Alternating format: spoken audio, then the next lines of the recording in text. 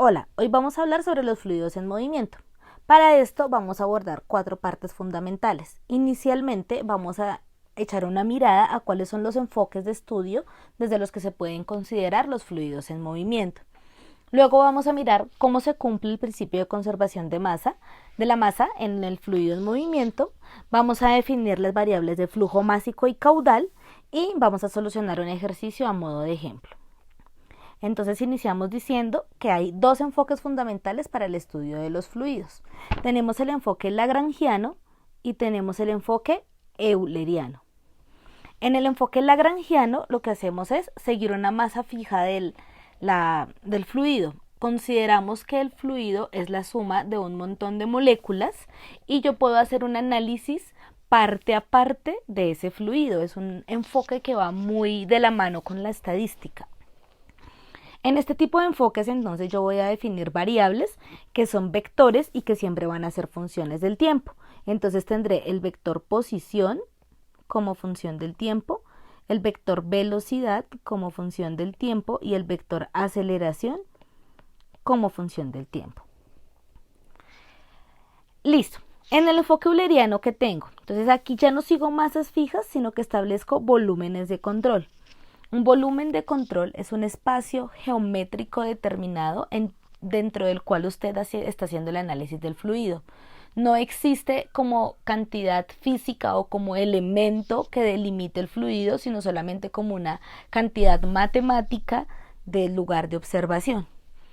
Cuando yo hago análisis desde esa perspectiva euleriana de los volúmenes de control, entonces ya no establezco vectores, sino establezco funciones de campo, variables de campo, que son funciones del espacio y del tiempo.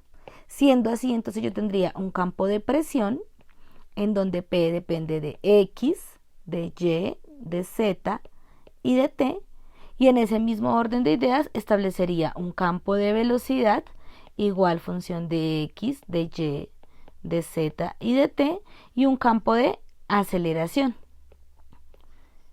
que sigue siendo función del espacio y del tiempo. Listo. Supongamos que usted quiere medir la velocidad con la que va el agua de un río. Entonces, usted tiene el río en una dirección específica. Si usted hiciese ese análisis desde la perspectiva lagrangiana, lo que haría sería botar un montón de partículas al río y hacer el análisis una a una. Es decir, yo puedo botar 10 pimpones, 10 bolas de icopor numeradas y mirar qué está pasando con el vector velocidad que adquiere cada bola. O incluso considerar qué distancia está recorriendo cada una de esas bolas y cuánto tiempo trata en recorrerla. Y así podría determinar la velocidad del río desde la perspectiva lagrangiana. Entonces acá dice en el recuadro, lanzar una sonda al flujo sería la forma de abordarla. Desde la perspectiva euleriana, entonces no nos interesaría lanzar las pelotitas e intentar hacer un análisis estadístico, sino que simplemente diríamos, si este es el río, voy a establecer un volumen de control en torno a una sonda específica. Entonces yo puedo ubicar en este punto una sonda que, por ejemplo, tenga una turbina, el agua la haga girar y me indique las revoluciones con las que giró y yo pueda determinar ahí la velocidad del agua, ¿cierto? ¿Quién sería mi volumen de control en este caso? Solamente el espacio que está abordando la turbina. Si yo quisiera colocar una turbina más grande, delimitando más espacio, pues ese sería el volumen de control que estoy considerando para hacer el estudio de la velocidad de ese río. Es importante aquí hacer la aclaración que no hay un enfoque especial que uno siempre deba trabajar. Digamos que no es una cuestión obligante el decir no, tengo que hacerlo desde la perspectiva euleriana o desde la lagrangiana, sino que usted se puede mover entre los enfoques según el estudio que usted esté haciendo y las consideraciones que necesite hacer. No, los enfoques no son camisas de fuerza. Miremos entonces cómo se cumple el principio de conservación de la masa en los fluidos que se están moviendo. Entonces aquí tenemos representado un volumen de control, que es la línea azul que está encerrando todo el espacio, esta de acá. Recuerden de nuevo, el volumen de control no es una cantidad, no es un elemento físico, sino solamente es una cantidad matemática. Yo voy a considerar este volumen de control. Dentro del volumen de control, entonces tengo ese cubito dibujado que me representa una pequeña variación en la masa con respecto a una pequeña variación en el volumen. Yo conozco desde la definición de la densidad, que la densidad es la masa sobre el volumen de de un compuesto en específico. En este caso, entonces, yo puedo definir ese diferencial de masa en términos de la densidad y del volumen que tenga el cubo específico que estoy determinando. Recuerden que si entonces yo estoy haciendo unas consideraciones en orden infinitesimal, pues yo podría establecer la masa del volumen de control como la integral en términos del volumen de control de la densidad por el volumen, el diferencial de volumen de cada partícula. Ahora bien, si yo pienso que este volumen de control está siendo, hay un movimiento a través de él y yo simplemente lo estoy considerando como un espacio estacionario en el que quiero analizar, pues a ese volumen de control va a estar ingresando masa, pero de ese volumen de control también va a estar saliendo la misma masa. Entonces usted va a tener una variación de la masa en términos del tiempo, que será equivalente a la variación de esta cantidad integral de la densidad en términos del diferencial de volumen por su variación en el tiempo. Listo. Pero para que el principio de conservación de la masa se cumpla, entonces tiene que estrictamente pasar que la diferencial de la masa en el tiempo siempre sea igual a 0. Es decir, la cantidad de masa que está en el interior de ese volumen de control nunca cambia. Miremoslo entonces desde la otra perspectiva. Pensemos que en torno a ese volumen de control hay una superficie de control, que sería solamente la cantidad bidimensional de la superficie que la cubre. Si yo considero esta como un pequeño diferencial de área de esa superficie de control, pues si ahí está fluyendo un fluido, valga la redundancia, voy a tener un vector asociado a la dirección en la que se está moviendo el fluido, pero voy a tener un vector que es normal a la superficie. El vector también lo suelen llamar el vector de área, o el que le indica a usted la dirección.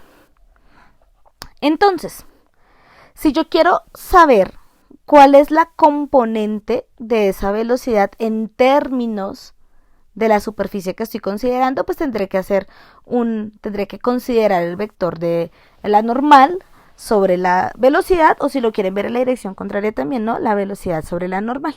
Eso es a lo que llamamos un producto punto en matemáticas, que básicamente se define como la operación, el producto punto de dos vectores sería la multiplicación de los vectores por el coseno del ángulo. Ahora bien, si yo considero ese vector de área como un vector unitario, pues simplemente me va a quedar que la componente en esa dirección de la velocidad está dada por la velocidad por el coseno del ángulo. Listo. Entonces, ¿quién viene a ser la representación de esa operación que acabamos de hacer en términos de la masa? Entonces aquí definimos el diferencial de masa en términos de su densidad, pero ahora en vez de considerar el volumen como lo hicimos anteriormente, vamos a considerar es la velocidad con la que está saliendo de la superficie de control por el área que estoy analizando en ese punto específico. También lo puedo expresar en términos del producto punto, ¿no? En caso de que no estemos haciendo la consideración de que el vector normal es unitario. Entonces, desde esta perspectiva, que es de la superficie de control, pues tendré que la masa, el cambio de la masa más bien a través de la superficie, tiene que mantenerse como 0, pero puede estar dado en términos de la velocidad y del área. Nosotros podemos hacer una comprobación rápida en términos de las unidades de medida de estas cantidades, porque si yo estoy pensando en que yo puedo hablar de masa que está en kilogramos en términos de una densidad que se expresa en kilogramos sobre metro cúbico por un volumen que se expresa en metro cúbico, cuando yo hago aquí la cancelación de estas dos unidades, pues efectivamente me dan unidades de masa. Y si yo hago la revisión por la otra perspectiva, entonces también puedo decir que tengo kilogramos de masa que quiero representar a través de velocidad, que la velocidad se mide en metros sobre segundo, por área, metros cuadrados, por densidad. Entonces, cuando yo cancelo estas unidades, en este caso me queda que la unidad me queda como kilogramo sobre segundo. Fíjense que entonces esta representación de la masa tiene aquí una notación diferente con un punto encima, porque esto va a ser un flujo másico.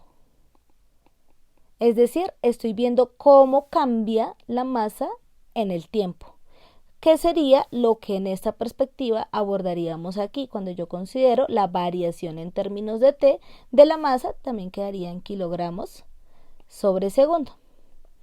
Listo.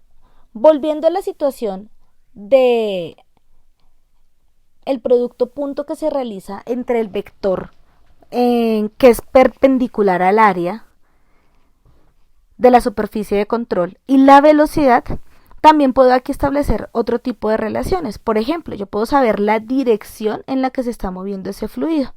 Si tengo este volumen de control de color azul y yo considero un flujo que viene en esta dirección, en la misma dirección de los vectores velocidad que están dibujados en rojo, miren que en este punto del volumen de control, el ángulo que forma la velocidad con la normal de la superficie es más grande que 90, ¿cierto?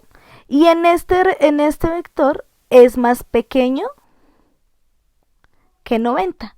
Entonces yo voy a tener que cuando tengo ángulos menores que 90, voy a tener un flujo positivo, y cuando tengo ángulos mayores que 90, voy a tener un flujo negativo.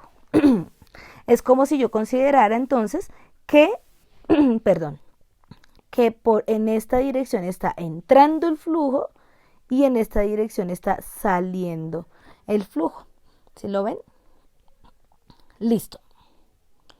Entonces, ya hablamos de que aparece la variable de flujo másico.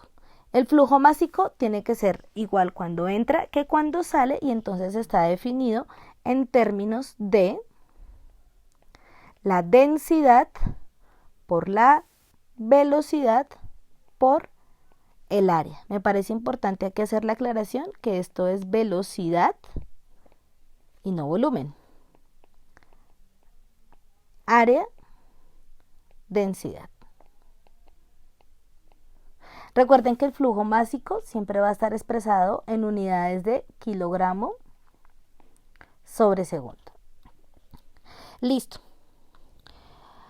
Si yo considero el flujo másico en una tubería en específico, incluso podemos pensarlo como un volumen de control, este espacio que tengo aquí dibujado en color negro, la cantidad de flujo másico que entra tiene que ser igual a la cantidad de flujo másico que sale para que se cumpla el principio de continuidad. Eso quiere decir que la densidad de ese líquido por la velocidad que lleva en el punto 1, que es el que vamos a llamar por el área del punto 1, tiene que ser igual a la densidad de ese líquido por la velocidad que lleva en el punto 2 por el área del punto 2. Entonces, si yo cancelo las densidades, me va a quedar solamente una expresión en términos de la velocidad y el área. Esta expresión de velocidad por área es a la que vamos a llamar caudal. El caudal se va a representar con la letra Q. Miren, aquí ya lo tengo escrito como la velocidad por el área. Y entonces miremos en qué unidades nos quedaría el caudal.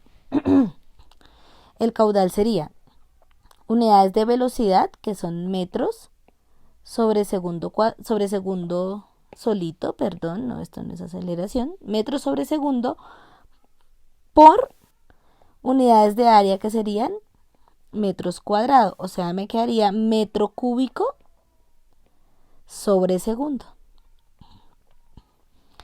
Si yo vuelvo a esta parte en donde dice la consideración, que también puede estar en términos del volumen, entonces miren que ese flujo másico también puede ser el volumen por variación en el tiempo. Si yo utilizo esa expresión en el ejercicio que acabo de realizar acá, si yo quisiera poner variación de volumen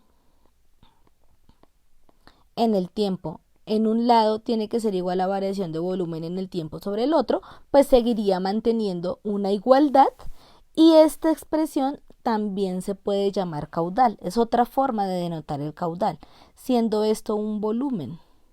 Y entonces fíjese que cuando usted comprueba esto por medio de las unidades, el volumen está en metros cúbicos y el tiempo está en segundos. Le siguen dando las mismas unidades de caudal. Listo. Flujo másico y caudal son dos conceptos fundamentales para hacer análisis de continuidad en los fluidos. Entonces es muy importante siempre tenerlos presentes, considerar su notación y sobre todo considerar sus unidades de medida. Vamos a resolver entonces el ejercicio planteado. Dice, una corriente estacionaria circula por una tubería que tiene un estrechamiento. Si las secciones son de 1.4 centímetros cuadrados y 4.2 centímetros cuadrados respectivamente, ¿cuál es la velocidad de la segunda sección si en la primera es de 6 metros sobre segundo? Entonces vamos a hacer la representación de que tenemos una tubería que viene de una sección más pequeña hacia una sección más grande. Es decir, así.